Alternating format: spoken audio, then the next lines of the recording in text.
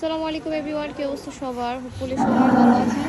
So দেখেন, এটা হচ্ছে আমাদের নতুন খামার। এই যে এটা দেখেন, এটা এখানে হচ্ছে সব গাভী গরু, আর এখানে হচ্ছে মানে যেই লাল বাদশা আর হচ্ছে ওইখানে একটা লাল শাইওয়াল গরু আছে। এই দুটাকে এবার ইনশাল্লাহ কুরবানিতে সেল করা হবে।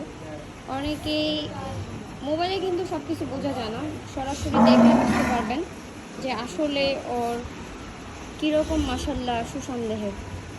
গরমে কীরকম জানি করতেছে দেখেন।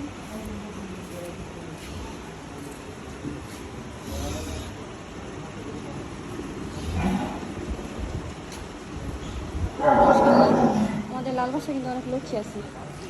আর এটা ফাজিল।